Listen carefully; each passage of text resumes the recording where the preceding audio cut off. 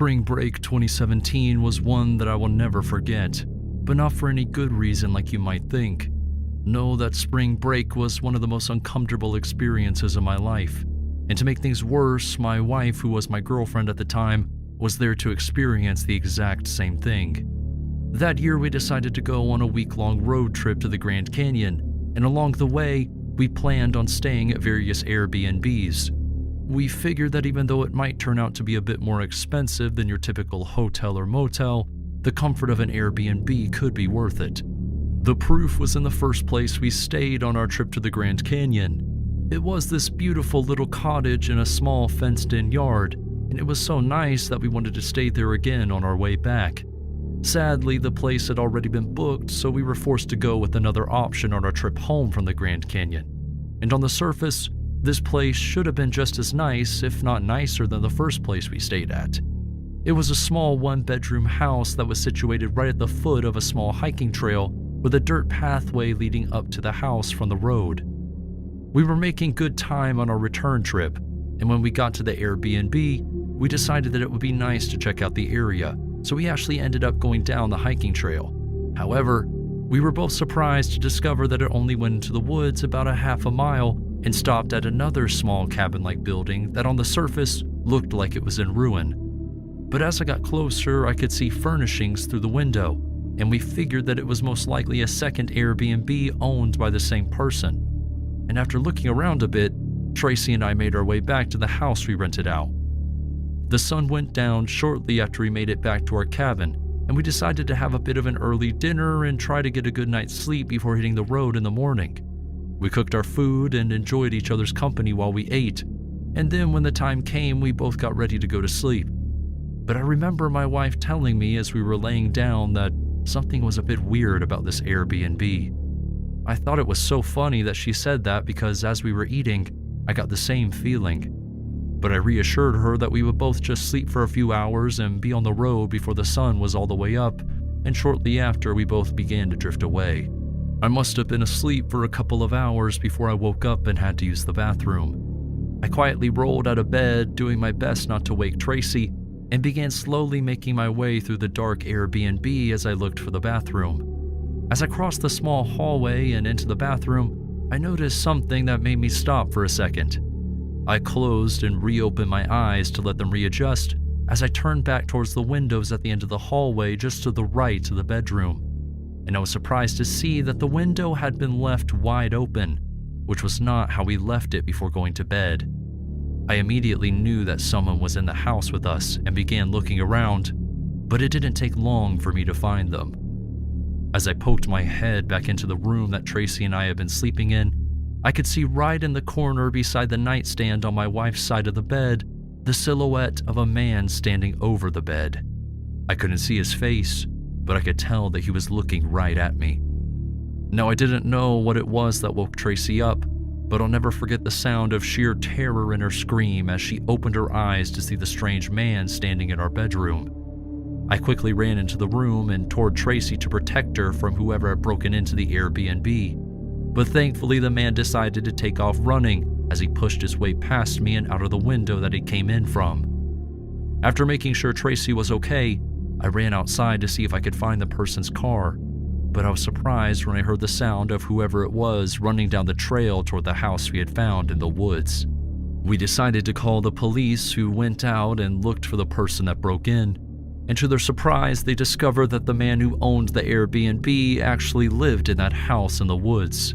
They arrested him after he confessed to breaking in while we were sleeping under the pretense of it was his building. However, when the police found pictures of previous guests sleeping at the Airbnb on the owner's nightstand, they figured they had enough to arrest him. Tracy and I promptly left that night and got a super early start on the rest of our trip home. During spring break on my 18th birthday, my parents decided to celebrate by getting one of those resort packages in Hawaii that are all-inclusive for all of us. And all in all, it was probably the best spring break I ever had and ever will have. That being said, it also happened to include what was arguably the scariest moment of my entire life. It was on the second day that we were staying there, and we rented out a large fishing boat that was going to take us deep sea fishing as well as scuba diving, and it was awesome. This was like nothing I had ever experienced before. Even being down in the depths of the water among the fish as massive sharks slowly began to surround us wasn't too terrifying once you realize that they aren't as interested in you as they are in knowing what exactly you are. However, that was during the daytime while the light was still able to breach the surface of the water. When the darkness set in, the ocean is an entirely different beast. I learned that the hard way after a long day of being out in the water with the scuba instructor. As a part of the rental program that we signed up for, it included a nice seafood dinner on the boat with anything that we caught that day. And by the time food was being laid out before us, you could see the sun setting beautifully on the horizon. Soon after, though, darkness engulfed the area, and the sea turned from a vibrant blue to a deep black color. Peering over the edge of the boat was like truly looking into an abyss of emptiness. After I finished my meal, I decided to sit on the back of the boat and take in the ocean air for a little bit longer before we took off and headed back to the resort. Sadly, I didn't realize that nobody had heard me when I said that was where I was going. As I sat there with my legs hanging over the edge of the boat and into the water, I felt a quick jerk as the boat began to accelerate forward. And before I could react, the force of the motion tossed me off of the boat into the dark waters below. I quickly scrambled to make my way back to the surface of the water, but when I did, I was horrified as I realized that the boat was still moving forward. Nobody knew that I was in the water. I knew that I only had a few seconds, and even then they might not have heard me, but I had to try. So I began screaming at the top of my lungs for my family to come back for me. I was so concerned about them leaving me behind that I hadn't even considered what creatures might be circling the deep waters below me. And when the boat finally slowed down and I could see the spotlight come on, I felt a brief moment of relief. However, that moment quickly faded as the sound of my mother from the boat began to yell out for me to start swimming toward the boat. At first, I was confused because I had hoped that they would just bring the boat back around to me considering how far away they had gotten. But then as I felt something large and rough slam up against the side of my body, I understood why she was panicking. I tried to reorient myself after being knocked into and began looking into the water around me. And I'll never forget the fear that I felt at that moment. I was only able to see the sections of the water that were being hit by the spotlight, meaning I only had about 3 or 4 feet of visibility. I tried my best not to panic, but there was nothing that I could do when I saw the large dark mass appear from the shadowy water and charge right into me. At that moment, I thought that I was done for. I figured that one of the sharks that I had seen earlier that day had come back and was in pure predator mode. Thankfully though, as I brought myself back up to the surface of the water, I felt a hand reach down and grab onto my shirt before pulling me up onto a small boat. It turned out that a nearby smaller fishing boat had actually seen me fall into the water from where they had been fishing and quickly rushed over to save me. From that moment on that night, I made sure to stay in the middle of the boat as we made it back to the hotel and the safety of the land. One thing that I've learned over the course of my decade or so of enjoying spring break vacations, it's that you should always stick to your original plan. When you start changing things is when you can put yourself into risky situations that you might not even realize you're in until it's too late. That's what happened during spring break of 2019 when my friends and I planned on going to California for what was supposed to be an all-girls trip. It was my friend Marcy, Steph, and myself who all planned on going to the beach, eating good food, and having a fun time with just us. However, when we got there, it was easy to see that the plan was going to change. Within our first hour on the beach, we had already been approached by a few guys who wanted to hang out with us, and at first, we didn't let anyone get involved in our plans and simply told them that we weren't interested. We changed that policy though when another girl that seemed like she was our age came over to us. She said that she was supposed to be hanging out with her cousins but couldn't find them and didn't want to be alone, so we told her that she could hang out with us for a while until she found her family. At first, we thought that we were doing her a favor because she seemed like she needed the help, but after 20 minutes, her cousins ended up coming over, and I could tell right away that Steph was practically in love with one of them at first sight. He said his name was Chris and immediately thanked us for looking after his cousin. We told him that it wasn't a problem, and before long, Steph was giving him her number. After that, my friends and I parted ways with the girl and her cousins, and I expected never to run into them again. But within a couple of minutes, Steph was telling us about a plan that she was making to go night swimming with Chris. Right away, Marcy and I began to say that it didn't seem like a good idea, but Steph was very headstrong and began telling us that she would go by herself if we didn't want to come. So, that night we decided to meet what was supposed to be just Chris, his brother, and their cousin who we met earlier that day. But as we made our way down onto the sand and toward the water, I noticed that there were more than 3 people on the beach. It was dark, so it was hard to tell exactly how many people were there, but I would say at least 6 or 7, and from the size of their bodies, I could tell that the girl we met earlier wasn't with them at all. I pointed out that something felt off to Marcy and Steph, and surprisingly, she actually agreed with us, and we decided that we should probably turn back around and start walking back toward the road. But before we could start to walk the other way, we heard someone who sounded like Chris calling out, "Hey, where are you going?" We all stopped and looked back in their direction, only this time we could see that they were now walking toward us. I told my friends to keep walking as I yelled back to them, "Sorry, we actually realized that we need to get back to our family." And that was when I heard something that chilled me to the bones. One of the men that were with Chris tried to talk quietly, but I heard him say, "I thought you said they didn't come here with anyone, man." That was when I knew something was wrong. I told Marcy and Steph to run, and we all took off sprinting toward the road. The group of men began chasing after us. Thankfully, we made it out onto the sidewalk and into traffic before they could catch up. We all made sure to make a big scene to draw as much attention to us as possible, as we tried everything we could to keep those men away from us. After a minute, it was clear that the group had given up on chasing us, and we all quickly made our way back to our hotel, where we debated staying for the rest of our time in California. However, we figured that as long as we didn't do anything like that again, we would be fine, and we ended up having a decent time for the rest of our trip. I don't think I'll ever forget that fear and adrenaline I felt coursing through my body that night, though. I was truly horrified. My friends and I always hosted an annual beach bonfire for spring break every year, and almost every year it was an absolute hit. However, that all changed after spring break of '03 when a kid named John Boniface moved into the neighborhood. At first, the Boniface family seemed like they were pretty cool, and Mr. Boniface seemed super laid back.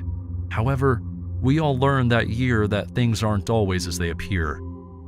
Almost every year at the bonfire, we have a few people that bring some alcohol and tend to get a little drunk. But for the most part, it was just a bunch of us in the area who liked to watch the moon over the ocean and sit next to the fire listening to music. It turned out that John was one of those kids that quickly found his way over to the alcohol, and though none of us tried to stop him from drinking, we all made sure that no one got belligerent or became a danger to themselves or any of us. Sadly, we typically don't consider the parents. I'll never forget the pale look that came over John's face as we all saw headlights pulling up the parking lot on the edge of the beach. Right away, we could tell that it was Mr. Boniface because his car had a very distinct sound due to the busted exhaust. When he stepped out of his car and slammed the door shut, I think all of us knew that our little party was over. But I didn't think we could have ever expected him to do what he did next. Mr. Boniface made his way over to John, who had tried to drop the can of beer that he was holding before his dad could see it, but it was clear that his dad knew what was going on. We were all waiting to see what Mr. Boniface was going to say to John, but we were all taken aback when we saw his father pull his arm back and then take a swing at his son. Mr. Boniface began screaming a bunch of obscenities at John, who was now laying on the ground, and by that point, I decided to step in and try to defuse the situation. I walked over and asked Mr. Boniface to calm down, and I apologized for there being alcohol present, but I don't think he wanted to hear anything that I had to say. As soon as he realized that I had put the party together, he turned his attention toward me. I tried to back away as he began to walk toward me, but I hit my heel against something in the sand and ended up falling backward. And before I could get myself back up, Mr. Boniface was leaning over with his hand reached out and gripping onto my neck. He started yelling about me corrupting his kid, but what I'll never forget is the look in his eyes as he told me that nobody would ever miss me. It was at this point that I was certain that Mr. Boniface was trying to kill me, so I'm thankful my friend stepped in and actually managed to push the grown man off of me. I got up as quickly as I could and we all scattered in different directions. As soon as I and my friend Caleb got back to his house, we told his parents what happened and they called my parents, who then called the cops on Mr. Boniface. John's father was arrested for assaulting me and his son that night, and shortly after, his parents ended up splitting up and the family moved away. I was never really the type of girl that enjoyed going on crazy vacations. And growing up, I remember all of my friends used to try to fight me tooth and nail to go on trips with them. But I usually couldn't afford it, and when I could, I always felt guilty spending the money. There was one year though, during spring break, when my friends convinced me to go to Miami with them for the weekend. And after the semester I had, I figured that I could use a bit of rest and relaxation for once in my life. Sadly, that became a choice that I ended up regretting. It was just 4 of us, myself included, and we ended up renting out 2 connecting rooms in a hotel that was about a 20-minute walk from the beach that we wanted to go to. And that first day was a ton of fun, despite my reluctance to spend money on anything. I had some really good tasting food and the beach was really nice, even though it was super crowded. What I really enjoyed though was the first few hours of the night when all of the restaurants were using their lights to brighten everything up. It was really pretty. Honestly though, I was very surprised to see how quickly the nightlife seemed to die out in our area. It wasn't long before the streets seemed almost empty, and my friend and I decided to walk back to our hotel. We made it most of the way back, and I decided to grab a quick snack from the convenience store down the road from the hotel, so I told everyone to just go on ahead, figuring I would just meet them back at the rooms. Right away though, I wished that I had someone stay with me because there was a man inside the store that was clearly drunk.